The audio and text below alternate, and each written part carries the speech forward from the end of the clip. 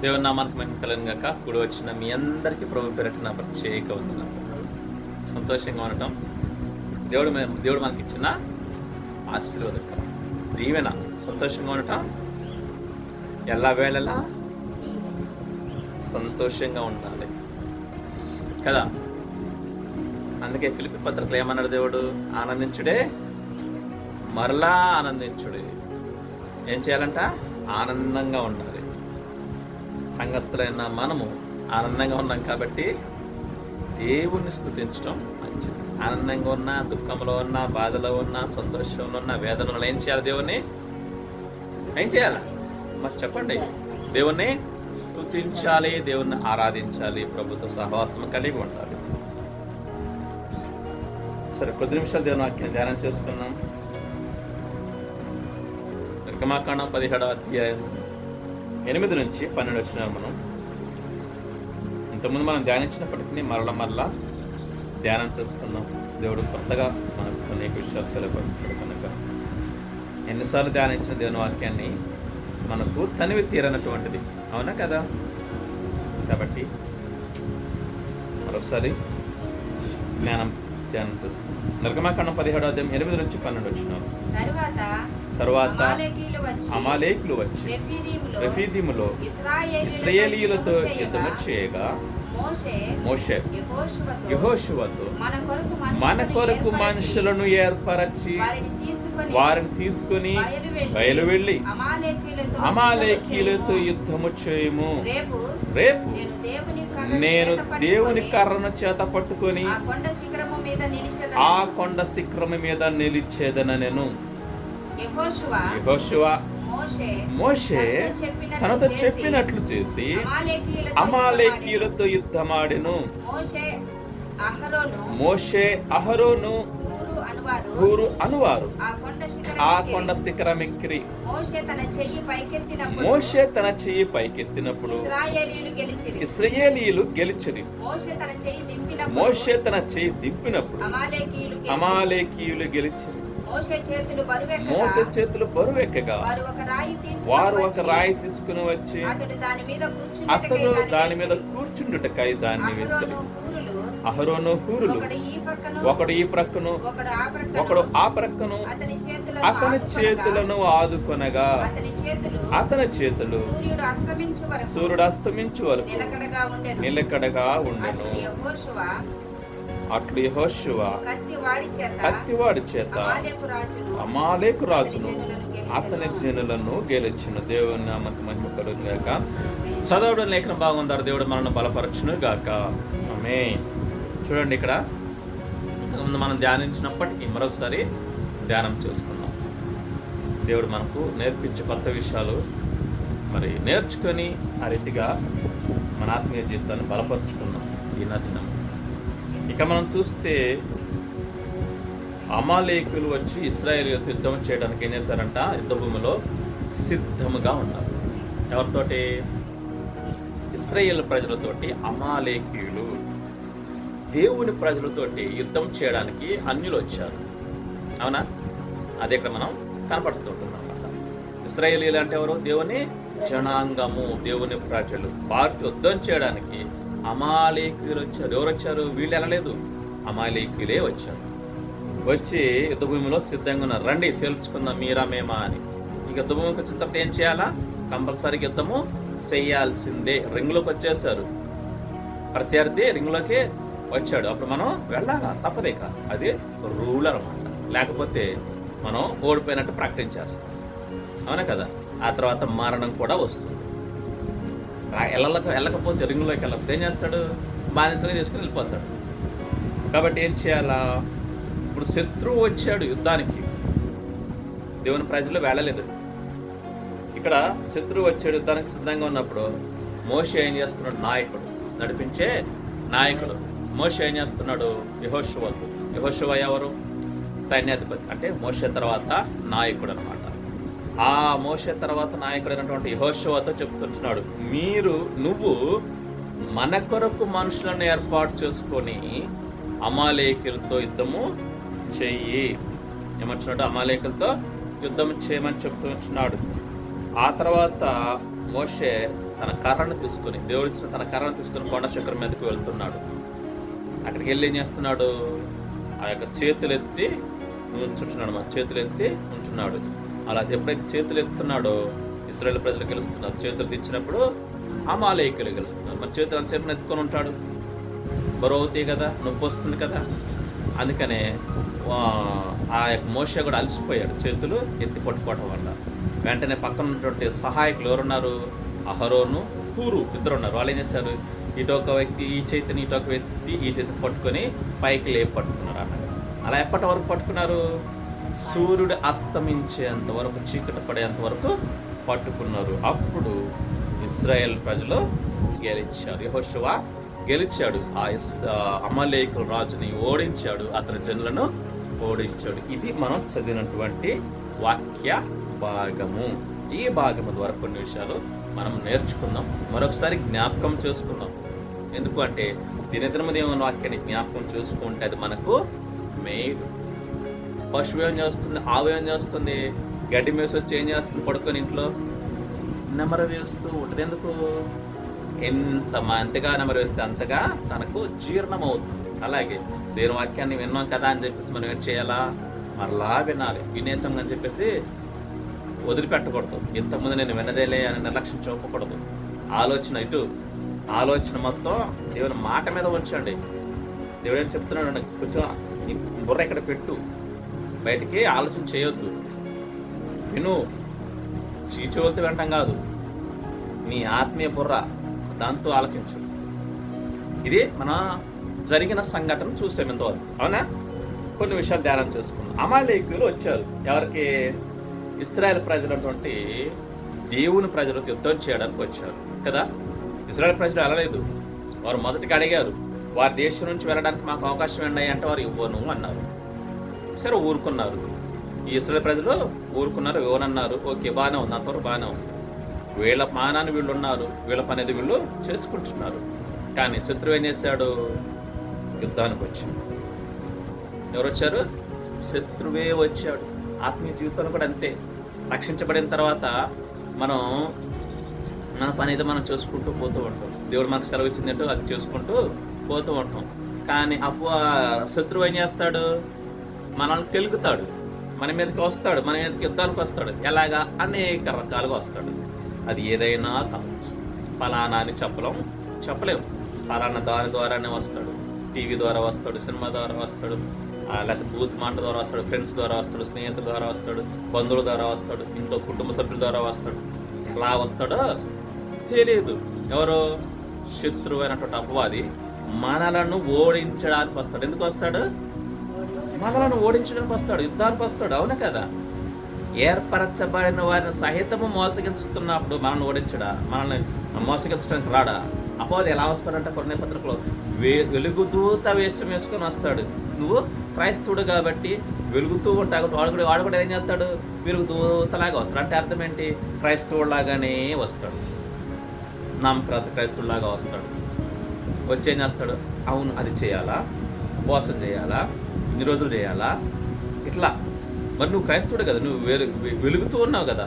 అందుకే వాడు కూడా అంటే క్రైస్తవులే వద్దంట, క్రైస్తవుల రూపంలోనే వస్తాడు. వెలుగుదూత అంటే అదే అర్థం. వాడేదో వెలిగిపోతూ రాడు మన దగ్గరికి. వెలుగుదూత అంటే మనం వెలిగించబడ్డాము కాబట్టి వెలిగించబడిన వారి వేషం వేసుకొని వస్తాడు. మన క్రైస్తవులం కాబట్టి క్రైస్తవుల రూపంలో వచ్చి ఏం చేస్తాడు?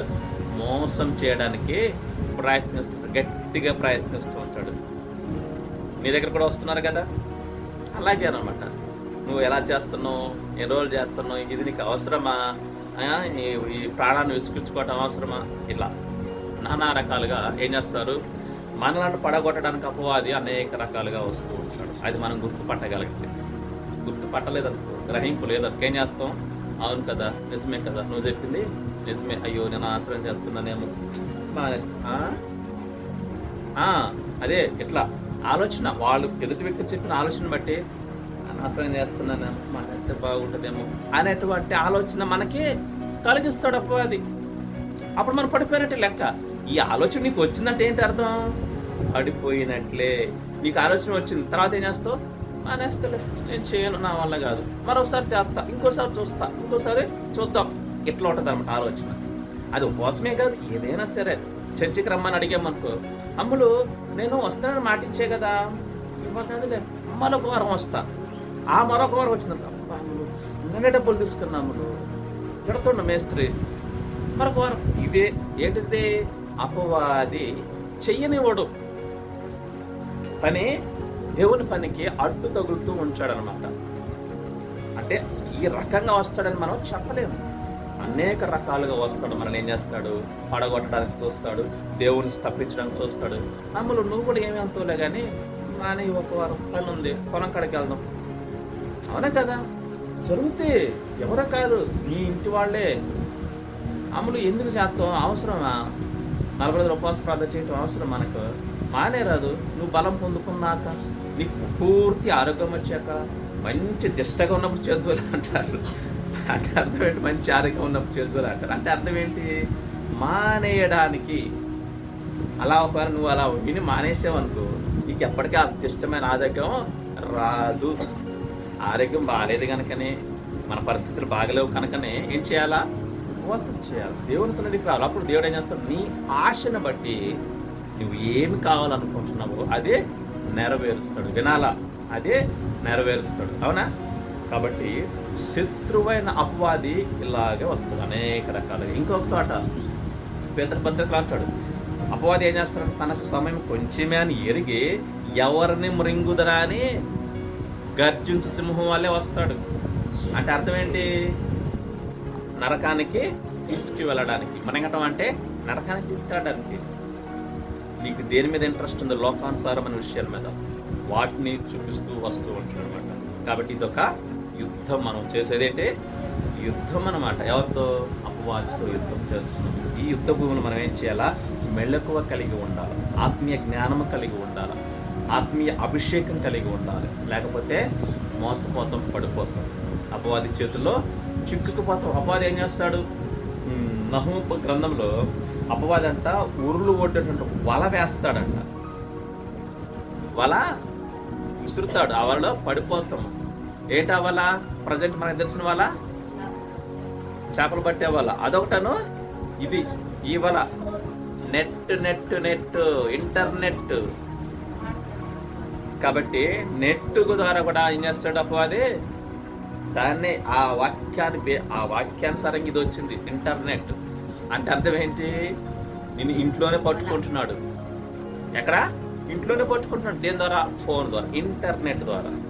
అంటే ఫోన్ వాడొద్దని కాదు, కానీ దేనికి వాడాలి, ఎలా వాడాలి, ఎంత వాడాలి, ఇది ఆత్మీయ జ్ఞానం కలిగి ఉంటే పర్వాలేదు. కాబట్టి మనం ఏం చేయాలా? ఈ యుద్ధ భూమిలో అపవాది, మన శత్రువైన అపవాదిపై జయం పొందుకోవాలంటే ఏం చేయాలా? మనం ఒక నాయకుడు మనకు కూడా ఉండాలి. అవునా కదా? ప్రతి ఒక్క విశ్వాసకి ఒక నాయకుడు ఉండాలి. నీకు నువ్వే నాయకుడు కరెక్టే, కానీ నిన్ను నడిపించే నాయకుడు కావాలి. అవునా కదా? ఉండాలి. ప్రతి విశ్వాసకి ఒక ఆత్మీయ నాయకుడు ఉండాలి. అది మొదటి స్థానం ఎవరికి? దేవునికి ఇవ్వాలి. మనం నడిపించే నాయకుడు ఎవరు? దేవుడు, యేసయ్య. మన ప్రధాన నాయకుడు యేసయ్య.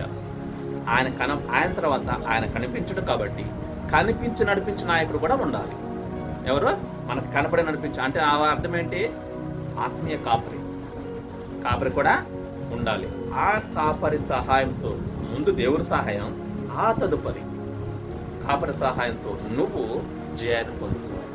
నీ అంతటి నువ్వు జయాన్ని పొందుకోలేవు. వాక్యం చెలవిస్తుంది, కానీ అన్నిసార్లు వాక్యం మనకు అర్థం కాదు కదా. కాబట్టి ఆ వాక్యాన్ని అర్థం వివరించి చెప్పేది ఎవరు? కాపరికి ఎవరు చెప్తారు? దేవుడు చెప్తాడు. నీకు చెప్తాడు దేవుడు, నీకు చెప్పడానికి కాదు.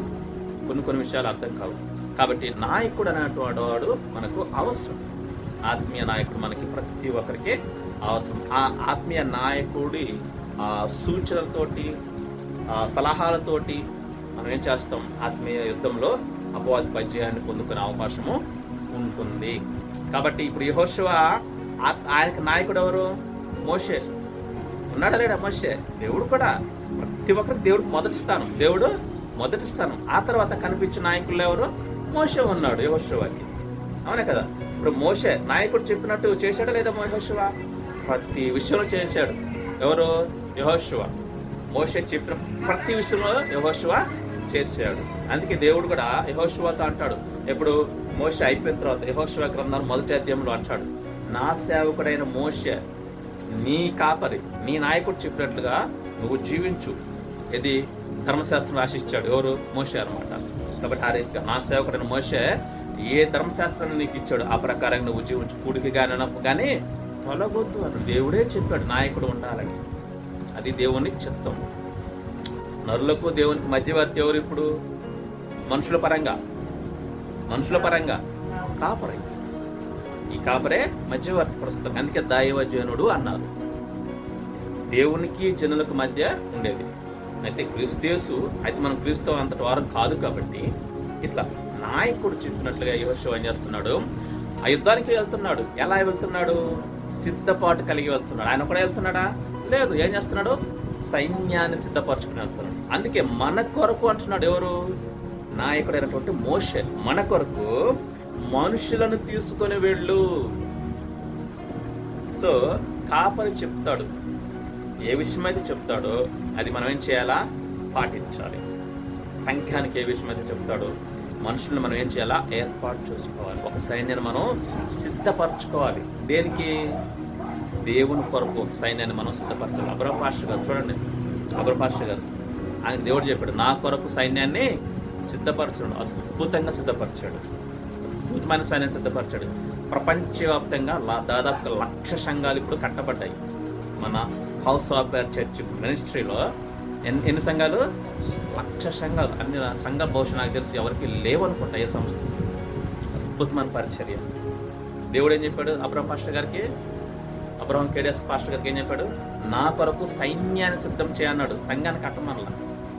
సంఘాన్ని ఆల్రెడీ అపోస్తుల ద్వారా కట్టేశాడు దేవుడు, పేతురు గారి ద్వారా.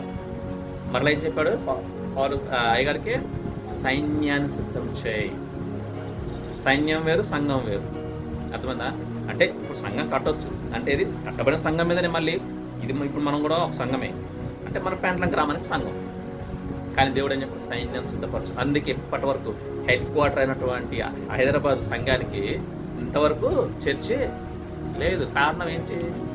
ఆయన సంఘం చూసుకోవాలి, ఈ రాజగోడం చూసుకోవాలి.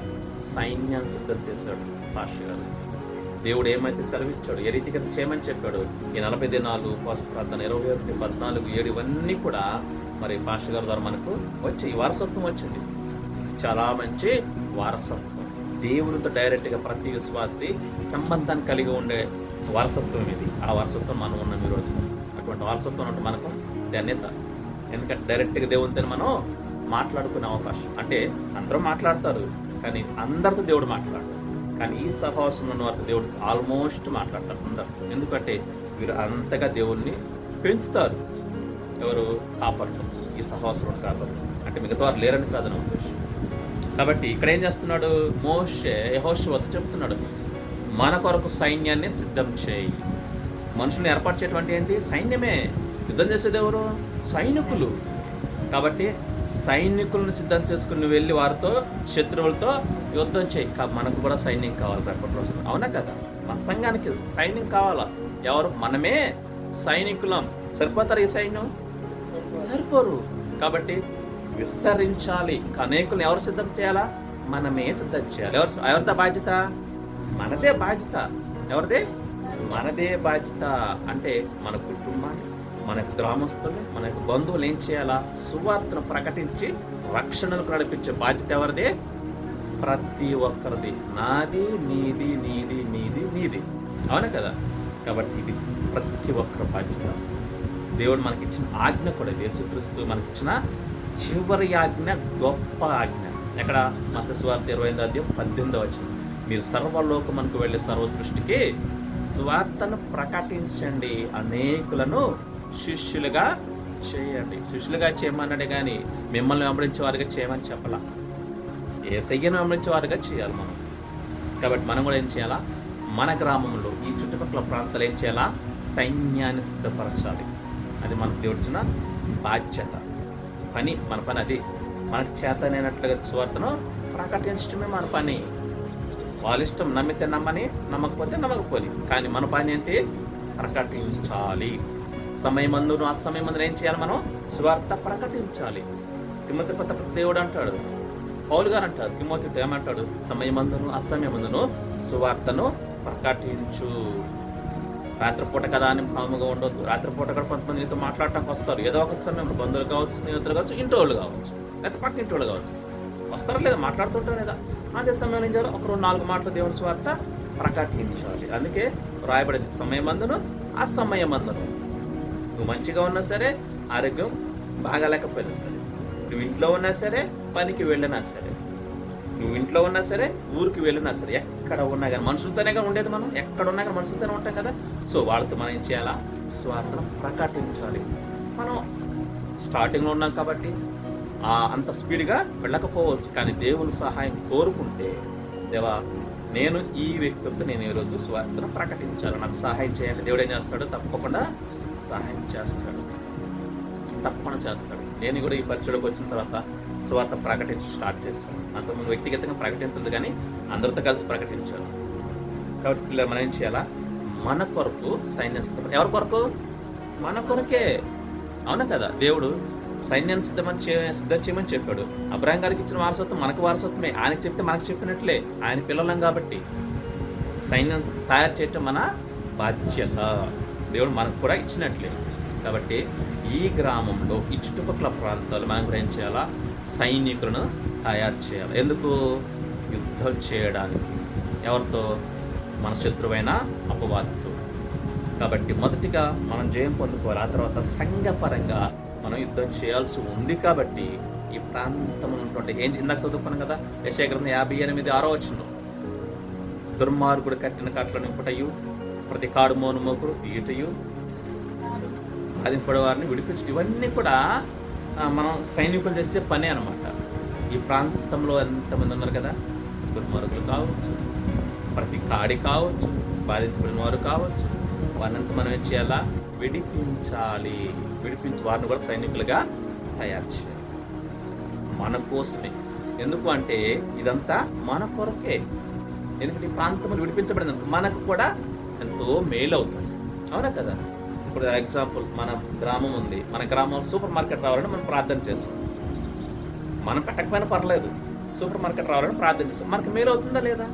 అవుతుంది. అలాగే పెట్రోల్ బంక్ రావాలని ప్రార్థన చేస్తాం. మనం పెట్టకపోయినా పర్లేదు, వచ్చిందనుకో మనకి మేలు అవుతుందా లేదా? అంతేకాదు, ఈ గ్రామంలో ఒక మంచి కంపెనీ రావాలని ప్రార్థన చేస్తాం. మనం పెట్టకపోవచ్చు, దానిలో మనం పనికి వెళ్ళకపోవచ్చు, దాంట్లో ఆ కంపెనీలో మనం పనికి వెళ్ళకపోవచ్చు, ఎందుకంటే పని దొరకకపోవచ్చు. కానీ వచ్చిందనుకో, ఈ గ్రామంలో ఉన్న వారందరికీ ఉద్యోగం వచ్చింది అనుకుందాం, మనకు రాలేదు, అంత మాత్రం మనకు మేలు జరగదా? జరుగుతుంది. ఎలాగంటే వీళ్ళందరూ పనికి వెళ్తారు కదా, వీళ్ళందరూ దీవించబడతారు కదా. అప్పుడు వాళ్ళు దీవించబడితే మనము దీవించబడ్డట్టు. ఎట్లా అంటారు, అప్పుడు అందరు సమృద్ధిలో ఉంటారు. అప్పుడు వాళ్ళే నీకు అడగకుండానే సాయం చేస్తారు. ఎందుకు? అసలు ఇది రావడానికి కారణం మనమే కాబట్టి. అయితే వాళ్ళకి తెలియకపోవచ్చు, దేవునికి తెలుసు కదా. సో మన గ్రామ అభివృద్ధి కొరకు, మన కుటుంబ అభివృద్ధి కొరకు, మన సంఘం అభివృద్ధి కొరకు మనం ప్రార్థించాలి, యుద్ధం చేయాలి. ప్రార్థన చేయటం అంటే ఏంటి? యుద్ధమే, అపవాది యుద్ధం. అలా చేస్తే మనకు మేలవుతుంది. కాబట్టి మన కొరకు సైనికులను మరి ఏర్పాటు చేయమని యెహోషువకు నాయకుడు అనే మోషే చెప్తున్నాడు. యెహోషువ ఏం చేశాడు? అలాగే సైనికులను ఏర్పాటు చేసుకొని మరి యుద్ధానికి వెళ్ళాడు లేదా? యుద్ధానికి వెళ్ళాడు. అయితే మోషే ఏం చేశాడు? మోషే ఏం చేశాడు?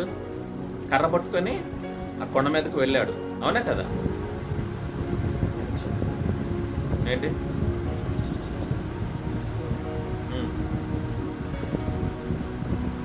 కర్ర పట్టుకొని కొండ మీదకి వెళ్ళాడు.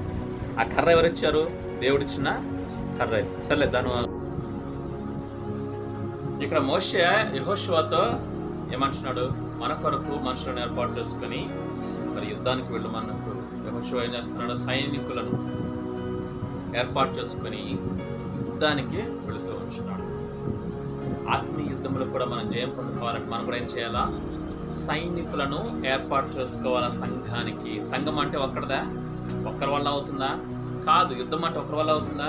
కాదు. సంఘానికి సంబంధించేది.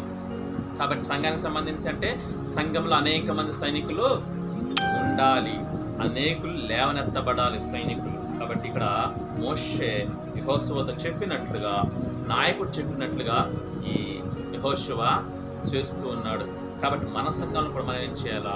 ప్రతి ఒక్కరి బాధ్యత ఏంటిది? సైనికులను తయారు చేయాలి. కడవరి దినాల్లో ఉంటున్నాం కాబట్టి, చివరి దినాల్లో ఉంటున్నాం కాబట్టి అపవాది ఏం చేస్తున్నాడు? విజృంభిస్తున్నాడు. అనేకులను మరి నరకానికి తీసుకెళ్ళడానికి వారిని మనం ఏం చేయాలా? పట్టుకోవాలి.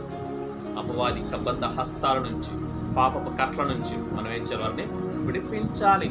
అది మన బాధ్యత. దేవుడు మనకు ఆ అధికారం ఇచ్చాడు, ఆ శక్తి కూడా ఇచ్చాడు. కాబట్టి మనం రక్షించబడి ఆ శక్తిని పొందుకొని కాముగా ఇంట్లో ఉంటే దేవుడు ఊరుకోడు.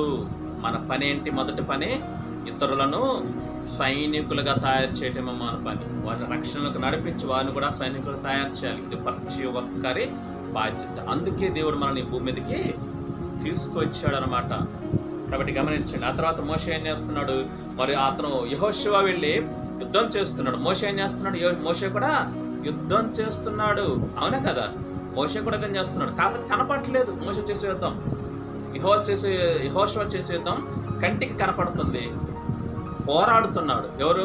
యెహోషువను సైన్యం పోరాడుతుంది. కానీ మోషే చేసే యుద్ధం కంటికి కనిపించినట్టు. కానీ ఇదే అసలైన యుద్ధం నాట, ఆత్మీయ యుద్ధం.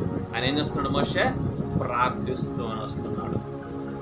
కాబట్టి మన సంఘాల్లో కూడా కాపరి చేసే పని ఏంటిది? ప్రార్థించాలి. తర్వాత కాపరి ఒక్కడేనా అంటే కాదు. కాపరి ఒక్కడే చేయటం కాదు, సంఘం కూడా లేవాలి. ప్రార్థన యోధులు లేగాలి. ఇక్కడ ఉన్నారు మోషేకి సహకారులు ఉన్నారా లేదా? మోషేకి సహకారులు ఉన్నారు. ఎవరు? అహరోను, హూరు అనేవాళ్ళు కూడా ఏం చేస్తున్నారు? మోషేతో పాటు ఆయనతో యుద్ధం చేస్తున్నారు. ఆయనకి సహకారులుగా ఉన్నారు. ఆయనను ఆదుకున్నారు.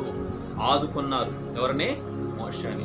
మన సంఘంలో కూడా, మన పరిచయంలో కూడా, ఆత్మీయ జీవితంలో కాపరికి సహకారులుగా ఉండాలి.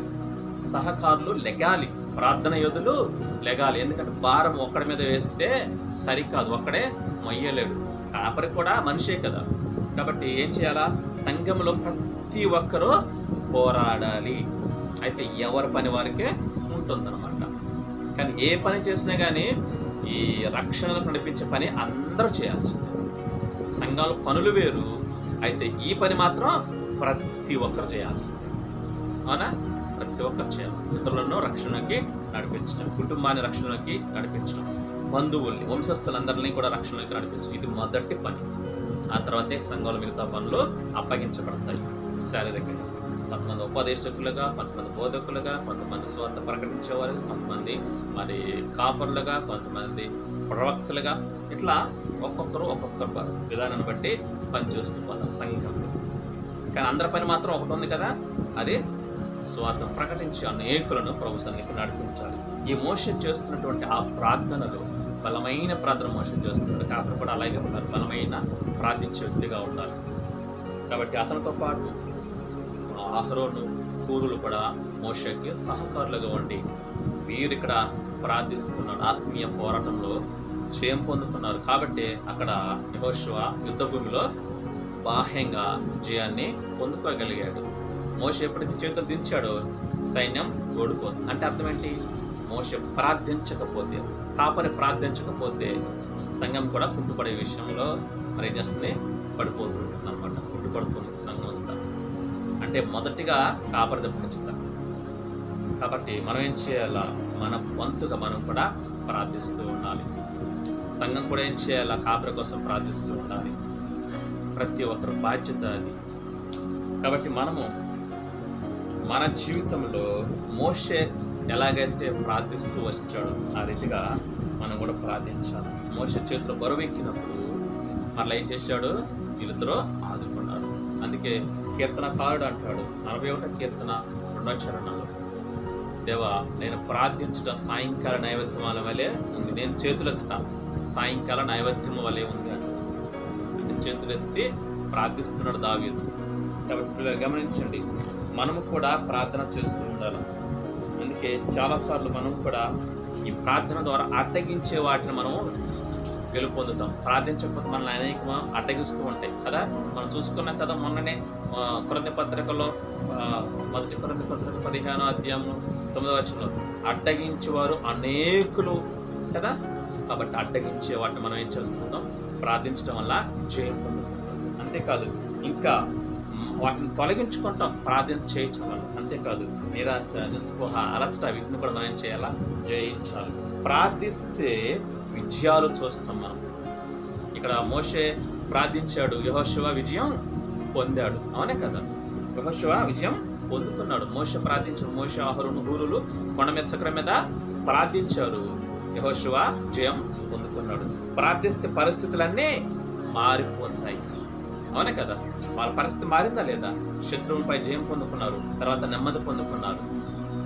వాళ్ళ పరిస్థితి మారిపోయింది. ఆ తర్వాత ప్రార్థిస్తే శత్రువు ఓడిపోతాడు. ఆత్మీయ శత్రువు అయినటువంటి అపవాది ఏం చేస్తాడు? ఓడిపోతాడు. అప్పుడు వాడి మీద మనకు జయం వస్తుంది.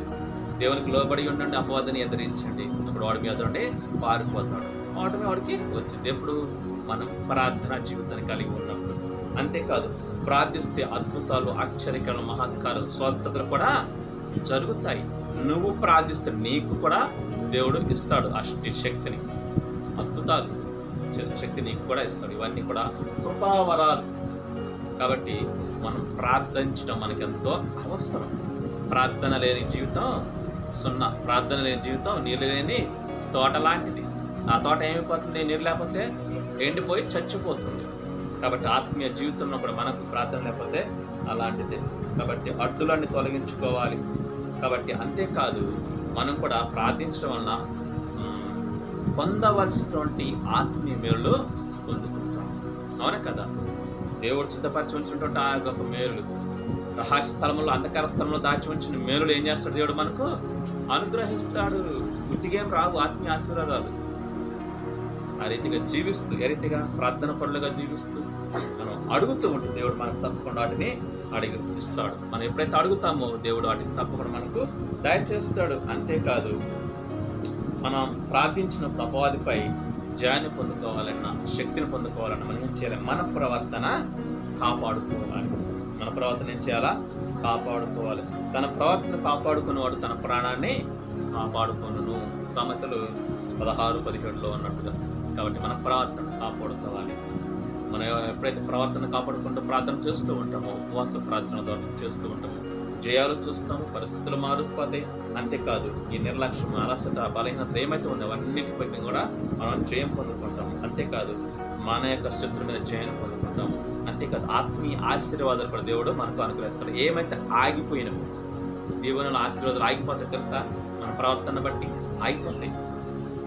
ఆగిపోయిన వాటిని దేవుడు ఏం చేస్తాడు? మరలా అనుగ్రహిస్తాడు. అందుకే యోవేలు గ్రంథం 3:12 మీ పంటను నాశనం చేస్తున్న పురుగులు తినివేసిన మీ పంటను, తర్వాత మహాసైన్యమైనటువంటి ఆ యొక్క చీడ పురుగులు, మిడతలు ఇవన్నీ ఏం చేస్తాయి? పంటని తినేస్తాయి.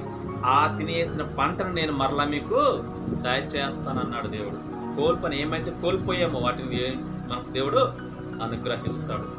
ఎప్పుడు మనం మార్చబడి మరి దేవునికి ఇష్టంగా జీవిస్తూ మనలో లోపము లేకుండా ప్రార్థిస్తూ ఉంటే ఏం చేస్తాడు? దేవుడు కార్యాలు చేస్తాడు. అందుకే ఇర్మీయా గ్రంథంలో అంటాడు, వారు ప్రార్థించుచుండగా నేను నడిపిస్తాను, వారు ప్రార్థించుచుండగా నేను కార్యాలు చేస్తాను అంటున్నాడు. కాబట్టి అటు గొప్ప దేవుడు మనకు కలిగి ఉన్న కనుక ప్రార్థనా జీవితం మనకి ఎంతైనా అవసరం. మోషేలాగా మనం ప్రార్థించాలి, దావీదులాగా మనం ప్రార్థించాలి. సాయంకాలం చేతులెత్తట సాయంకాలం నైవేద్యము వలె ఉంది అంటాడు. యోబు కూడా ప్రార్థిస్తూ వచ్చాడు, ఉదయం సాయంత్రం బలులు అర్పిస్తూ వచ్చాడు. అంటే ప్రార్థన మన జీవితాలు, మన పరిస్థితులు అన్నిటిని ఏం చేస్తుంది? మార్చేస్తుంది. 4 గోడల మధ్యలో కన్నీరు కారిస్తే 4 గోడల బయట నీ ముఖము తేజరులుతుంది. మోషే ముఖం తేజరులుతుంది. కాబట్టి ప్రార్థన చేసుకున్నాం. ఇంతవరకు దేవుడు మనకు ఈ రీతిగా మాట్లాడుతూ వచ్చాడు. కాబట్టి ఏమైతే దేవుడు మనకు సెలవిచ్చాడో మరి ప్రార్థన చేద్దాం, ప్రార్థన చేసుకుందాం. మోకరించాడు. దీని చూడరా ఇక ఇది నేనే పని చేసుకోవాలి, నువ్వు ఇది ఆగిపోయింది కదా.